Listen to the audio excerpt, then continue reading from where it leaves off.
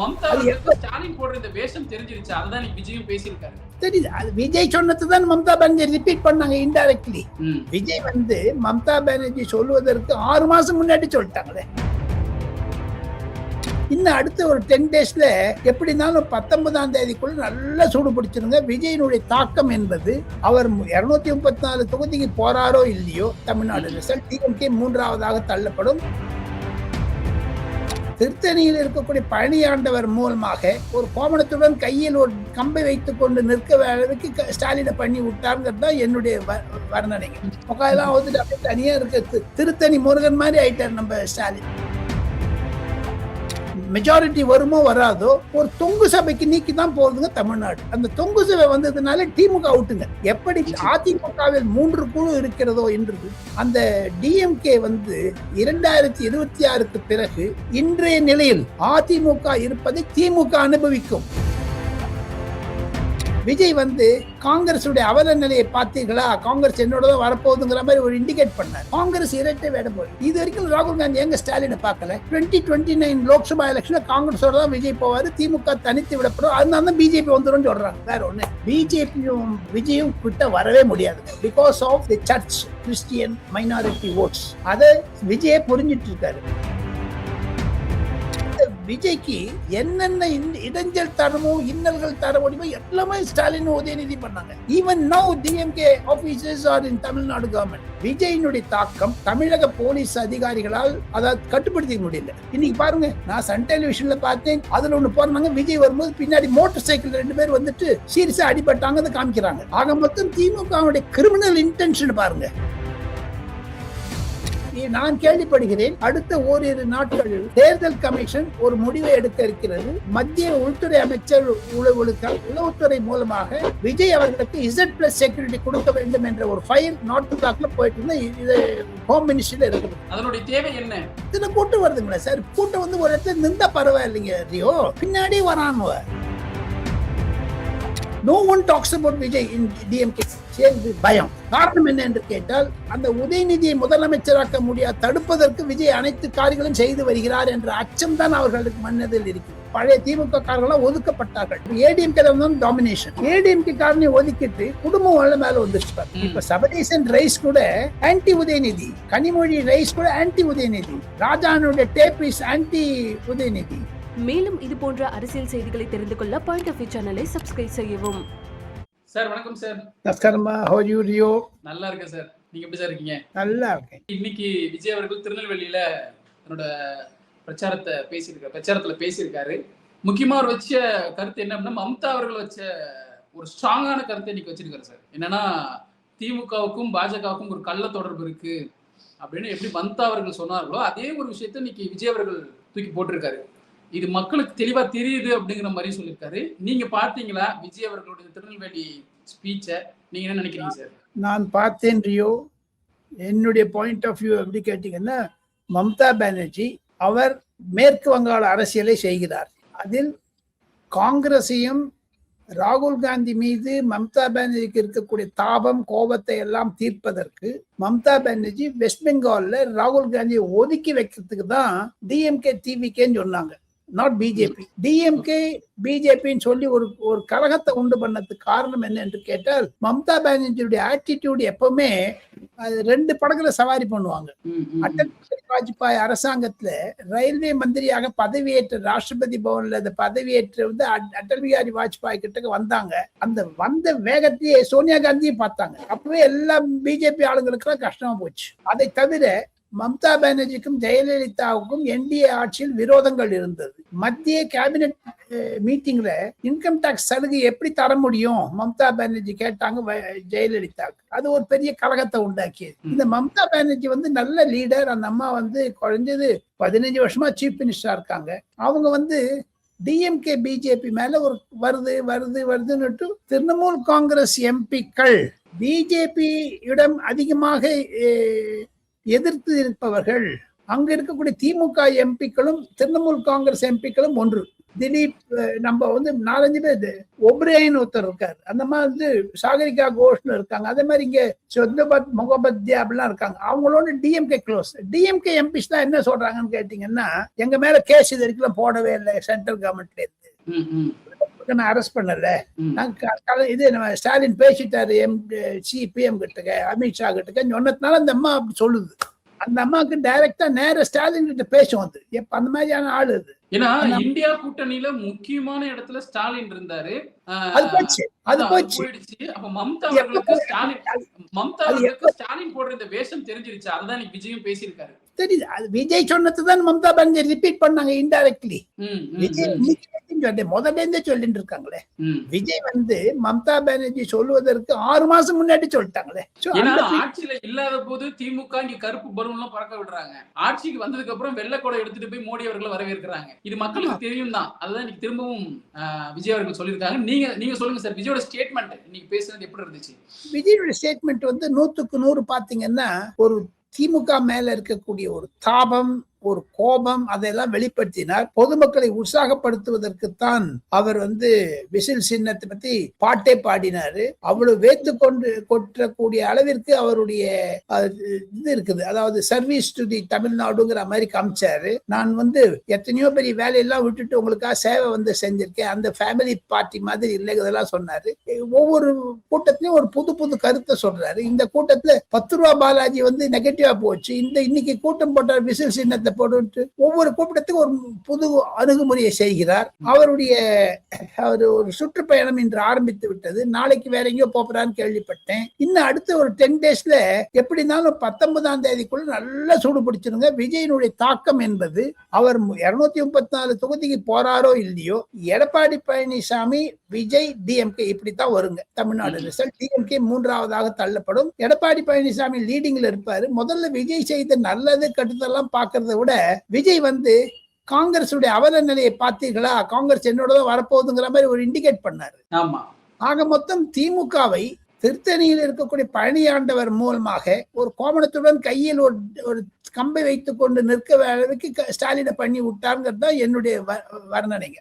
தனியாயிட்டார், அப்படியே நிற்கிற ஒரு கொம்பு, எங்கிட்ட கொம்பு இல்லை, இல்லைன்னா பூச்சி கொம்பு முகாயெல்லாம் வந்துட்டு அப்படியே தனியா இருக்கிறது. திருத்தணி முருகன் மாதிரி ஆயிட்டார் நம்ம ஸ்டாலின். அதான் இப்போ இவர் பேசின விஷயத்துல முக்கியமா வந்து விஜய் அவர்களை பார்த்து திமுக அவர்களுக்கு பல காண்ட் இருக்கு அப்படிங்கிற மாதிரி சொன்னாரு. என்னை பார்த்து நிறைய காண்ட் ஆகுறாங்க திமுக காரவங்க, நிறைய விஷயங்களை போட்டாங்க, நிறைய விஷயங்களை எனக்கு எதிராக செஞ்சாங்க அப்படின்னு. இங்க எலெக்ஷனும் இது வந்து வெறும் எலெக்ஷன் கிடையாது, மக்களுக்கும் எனக்குமான ஒரு எமோஷன் அப்படிங்கிறாரு. சோ இது மக்களோட கனெக்ட் ஆகும்னு நினைக்கிறீங்களா? ஒரு விதத்துக்கு கனெக்ட் ஆகும். ஆனால் ஒரு தமிழ்நாட்டினுடைய அரசியல் களம் ஒரு ஸ்டெபிலைசேஷனுக்கு வந்துடுச்சு. ஒரு அலைகள் ஓய்வதில்லை, ஆனால் ஒரு தண்ணீர்கள் ஓய்ந்து விடும். அந்த மாதிரி ஒரு சேச்சுரேஷன் பாயிண்ட் வந்துடுச்சு DMK versus ADMK.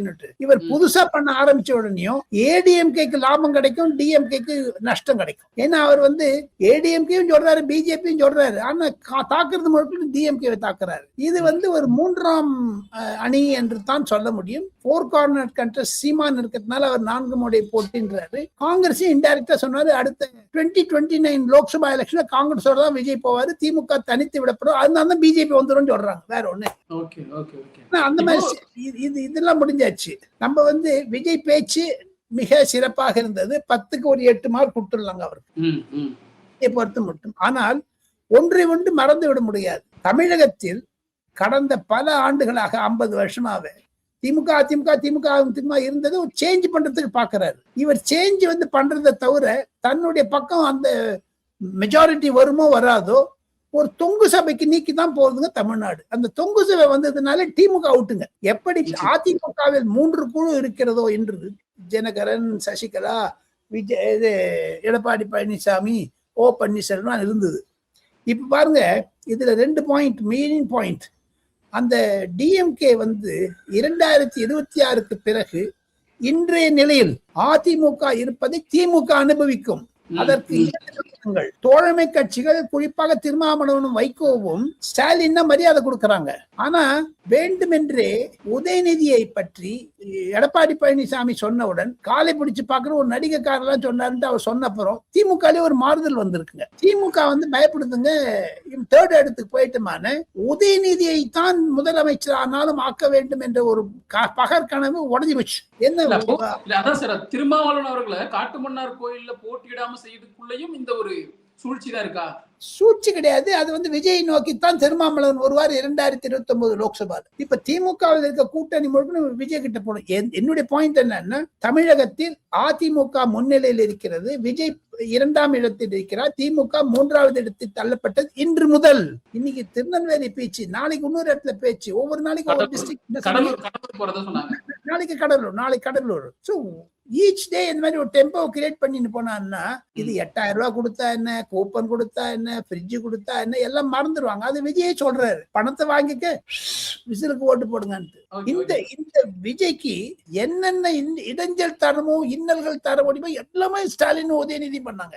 Anything. Even now DMK officers are in Tamil Nadu government. Chief Secretary Election Commission மாத்த போறாங்க சீக்கிரமே. காரணம், சீஃப் செக்ரட்டரி விஜயனுடைய ரிட்டர்னிங் ஆபீஸுக்கு எல்லாம் போன் பண்ணிட்டு எந்த கட்சி வந்து விஜய் இதை ரிஜெக்ட் பண்ணுன்னு சொல்றாரு. சீஃப் மினிஸ்டர் ஆதரவு, மு.க. ஸ்டாலினுடைய ஆதரவு அந்த சீஃப் செக்ரட்டரியை தூக்கணுங்க, டிஜிபியை தூக்கின மாதிரி கமிஷனர் போலீஸ் தூக்கணுங்க. என்னங்க விஜய்க்கு இவங்கெல்லாம் ப்ரொடெக்ஷன் கொடுக்கிறது, மூஞ்சி கொடுத்தாங்க. என்னங்க இது? ஒரு தோழமை கட்சிகளிடையே பிளவு, ஒரு சாரார் விஜய்க்கு இல்லைன்னு பயந்துட்டு திமுகவோட இருக்காங்க. ஆனா திருமாவளவனுடைய பேச்சு பாத்தீங்கன்னா டயபாலிக்கலா இருக்குது. இரட்டு வேடம் போடுகிறார் காங்கிரஸ், இரட்டை வேடம் போடுகிறார். இது வரைக்கும் ராகுல் காந்தி எங்க ஸ்டாலினை பார்க்கல. அதுதான் இன்னைக்கு டைம்ஸ் ஆஃப் இந்தியால பெரிய கார்ட்டூன் போட்டிருக்காங்க, பெரிய நியூஸ். ஆக மொத்தம் விஜயினுடைய தாக்கம் தமிழக போலீஸ் அதிகாரிகளால் அதாவது கட்டுப்படுத்திக்க முடியல. கூட்டம் இன்னைக்கு பாருங்க, நான் சன் டெலிவிஷன்ல பார்த்தேன், திமுக ஆதரவு தமிழ்நாட்டுல எல்லாமே திமுக ஆதரவு.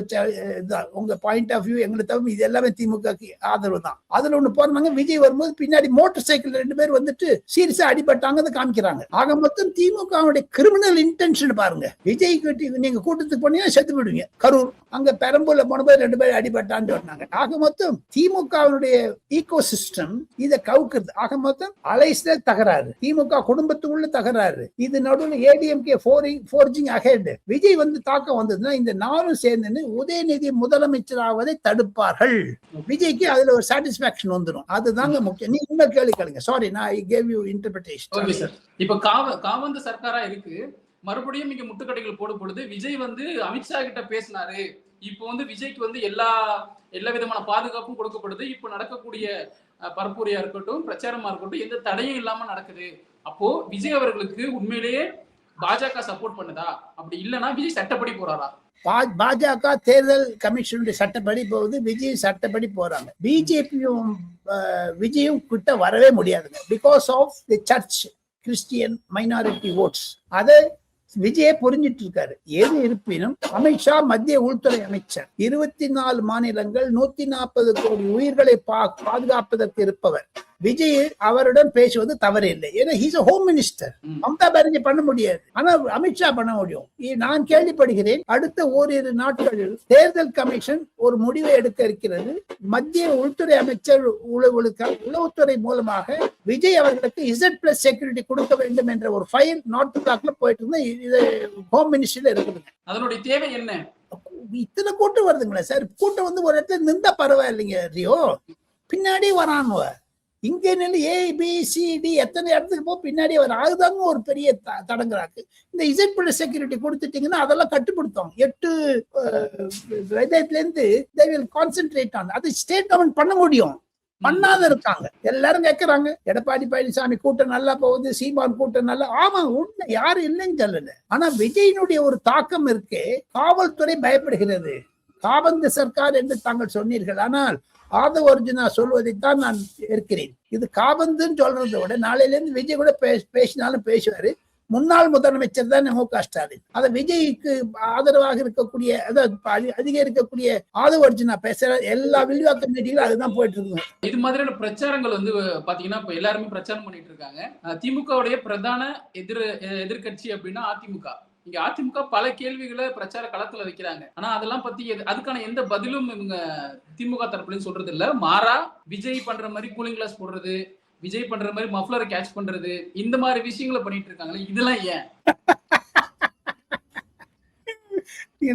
நீ நல்லா கேட்டு விட்டீங்க அத்தை. ஏன் தெரியுமோ, அது இப்போ திமுக எந்த கூட்டத்தையான விஜயை பத்தி ஒரு வார்த்தை பேசுறானா பாருங்க, ஒரு வார்த்தை பேச மாட்டாங்க. அவனுடைய வேகம் அதுல புரியுதுங்கல்ல. அந்த விஜய் பத்தி நான் எவ்வளவோ அப்சர்வ் பண்ணுங்க. கடந்த 5 நாளா நான் ஒரு ரிசர்ச் பண்ணிருக்கேன். உங்களுடைய சேனலுக்கு அதை நான் ஷேர் பண்றது ஐ எம் ஹாப்பி. ஏன்னா அதை பத்தி நான் ஆங்கில ஊடகங்களுக்கு நான் எழுதியிருக்கேன். No one talks about Vijay in DMK. பயம். காரணம் என்ன என்று கேட்டால், அந்த உதயநிதியை முதலமைச்சராக்க முடியாது, தடுப்பதற்கு விஜய் அனைத்து காரியங்களும் செய்து வருகிறார் என்ற அச்சம் தான் அவர்களுக்கு மனதில் இருக்கிறது. இப்ப பிரைம் மினிஸ்டர் சீஃப் மினிஸ்டர் மனசு முழுக்களும் உதயநிதியை சீஃப் மினிஸ்டர் உட்கார வச்சுட்டு போயிடணும். அதனாலதான் அந்த கூட்டணியில கூட தகராறு, காங்கிரஸ் பண்ற தகராறு கூட அதுதாங்க. ராகுல் காந்திக்கு உதயநிதி அதுக்கு தகுதி இல்லாதவர் நினைக்கிறீங்களா? தகுதி உள்ளவர் யாரும் இல்லைன்னு சொல்லல. தகுதி உள்ளவர், அவர் முதலமைச்சராக வேண்டும் என்பது வாழ்த்துக்கள். உங்களுடைய சார்பு நானும் வாழ்த்து சொல்லியிருக்கேன். அவர் நல்ல ஒரு விஷயம் தெரிஞ்சவர். நம்ம எடப்பாடி பழனிசாமி சொன்னாருன்னா உதயநிதிக்கு நல்லா பதில் சொன்னாரு. உதயநிதி சொன்னாரு பாஜக காலில் விழுவாருன்னுட்டு. ஃபர்ஸ்ட் ஒரு அபியூசிங் வேர்டு நான் எடப்பாடி சாமி கோவத்தை சொல்லியிருக்காருன்னு கேட்டீங்கன்னா, நீ இன்ஸ்டாகிராம்ல ஒரு நடிகையினுடைய காலை பார்த்திருந்தியே அப்படின்னு கேட்டாரு. அதுதாங்க, அது விஜய் இனிமேல் பேச ஆரம்பிப்பார், பார்த்துட்டே இருங்க. ஆக மொத்தம் இது உதயநிதி பக்கம் தான் எலெக்ஷன் கேம்பெயின் இன்னிலேருந்து திரும்பும். எப்படி இருந்தாலுங்க டிஎம்கேல 2-3 தாட்ஸ் இருக்குங்க விஜய் பத்தி. ஒண்ணு விஜய் வருகிறார் என்ற அச்சத்தில், விஜய் வந்தால் ஓட்டு வித்தியாசம் பர்சன்டேஜ் வித்தியாசம் வரும்ன்ற பட்சத்தில் திமுகவினுடைய ஒரு கொள்கை என்ன என்று கேட்டால், திமுக உறுப்பினர்களை வைத்துக் கொண்டு நாம் சமாளிக்க முடியாது என்ற நிலைமைக்கு 2 வருடங்களுக்கு முன்னதாக மு.க. ஸ்டாலின் அந்த இடத்துக்கு வந்துட்டார். How to manage that? எல்லாம் காங்கிரஸ்காரன் கொஞ்சம் சேர்த்துக்கோ, ஏடிஎம்கேல இருந்து சேர்த்துக்கோ. இன்னைக்கு நான் கேட்கிறேன் ரியோ, டிஎம்கே கவுன்சில் ஆஃப் மினிஸ்டர்ஸ் எடுத்து பார்த்தீங்கன்னா 12 பேர் ஏடிஎம்கே இருக்காங்க. ஒரு காலத்துல அவங்க இதுல இருந்தா கூட, ஏடிஎம்கே ஜெயலலிதா பீரியட்ல இருந்தா கூட, எதற்காக அந்த ஏடிஎம்கே காரரை கொண்டு டிஎம்கேல ரப்பணும்? ஒரு சீனியர் எம்பி எங்கிட்ட கேட்டார், விஜய்க்கு பயந்துட்டான்னு.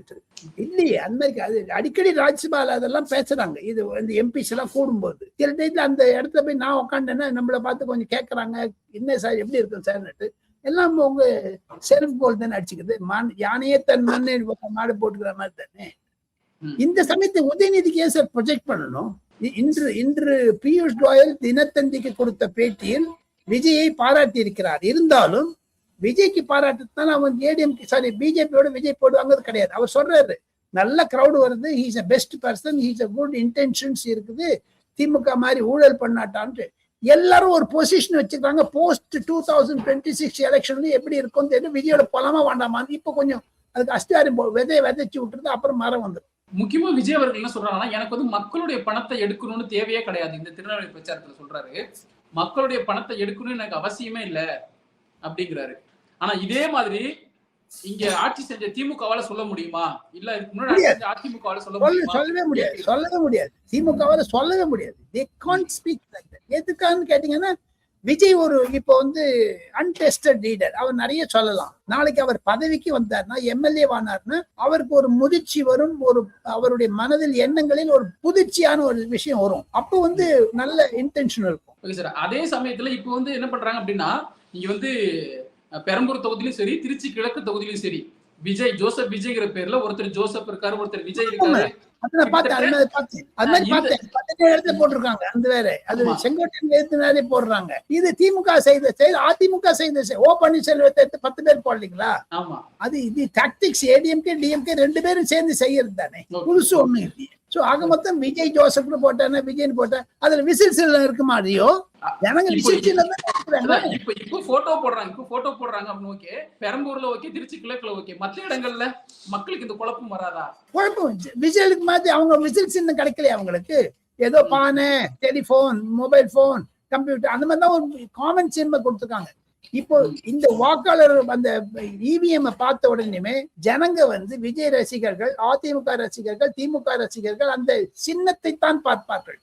என்ன இருக்கு, ABCD பேர் இருக்கட்டும், அந்த உதயசீர் இருந்தா அடிச்சிடு, விசில் இருந்தா அடிச்சிடு, ரெட்டையில இருந்தா அடிச்சிடு. ஆக மொத்தம் இது ஒரு ட்ரெண்ட் ஆயிடுச்சு விசில். விசில நல்லா பாப்புலரைஸ் பண்ணி விட்டாங்க. விசில் சின்னம் எலெக்ஷன் கமிஷன் அனௌன்ஸ் பண்ண உடனே 6:40 அனௌன்ஸ் பண்றாங்க. 6:50 ட்ரெண்டிங். 8 மணிக்கு 1,50,00,000 பேர் பார்த்திருக்காங்க. Vijay gets whistle symbol, election symbol ட்விட்டர்ல வந்துருங்க. அது எதை குறிக்கிறது? சமூக வலைத்தளங்கள் இருக்கக்கூடிய, அதை தவிர எல்லா டெலிவிஷனும் பண்ண ஆரம்பிச்சுட்டாங்க. ஆங்கிலம், தெலுங்கு, தமிழ், தெலுங்கு, கன்னடம், மலையாளம் எல்லாத்தையுமே. அது வந்து ஒரு that is indicative of his popularity தான் என்னுடைய கருத்துங்க. இந்த ஒரு விஷயம் வந்து மக்கள்கிட்ட விசில கொண்டு போய் சேர்த்தது விஜய் சொல்ற மாதிரி நான் வீட்டுக்குள்ள போனதுக்கு அப்புறம் தான் அரசியல் பண்றேன், உங்களை மாதிரி அரசியல் கட்சி துவங்கிட்டு வீட்டுக்குள்ள போல அப்படிங்கிறாரு. இதுவும் ஒரு காரணமா? அது ஒரு காரணமா இருக்கலாம். பட் விஜயினுடைய அப்ரோச் சில ராங்காவும் இருக்குதுங்க ரியோ. அதை நான் வெளிப்படுத்தி ஆக வேண்டும். அவர் வந்து இந்த மாதிரி பேசுறதை விட விஜய்க்கு இருக்கக்கூடிய பாப்புலாரிட்டி என்கேஷ் பண்ணணும்னா, என்னுடைய அரசியல் நான் ஒரு 45 வருஷமா டெல்லியில அலையன்சஸ் எல்லாம் பார்த்துட்டுனால சொல்றேன். பெரியவர் ஐயா PV நரசிம்மராவ், வாஜ்பாய், அத்வானிக்கு தான் பழகினவன் நான் என்று நரேந்திர மோடி அவரோட பழகின ஒரு கருத்தை நான் சொல்லுகிறேன், தனிப்பட்ட கருத்து. விஜய் வந்து ஏடிஎம்கே போயிருந்தா திமுக அவுட், ஏன் போகலன்னு தெரியல. இப்ப இந்த மாதிரி பேச்செல்லாம் வந்ததுன்னு வச்சுங்க, கஷ்டப்படும். அதுல ராகுல் காந்தி தான் கெடுத்தாரு. விஜய் வந்து கெடுத்தது ராகுல் காந்தி. எமிசரி அனுப்பிச்சது போய் இல்லாம விஜய் நிச்சயம் ஏதாவது ஒரு இடத்துக்கு போயிருப்பாரு. இல்லாமனா எடப்பாடி பழனிசாமி பார்லிமெண்ட் அசம்பிளியில பேசுவாங்களா சார் சப்போர்ட் பண்ணி? இதே காங்கிரஸ் பேசிட்டுங்களா?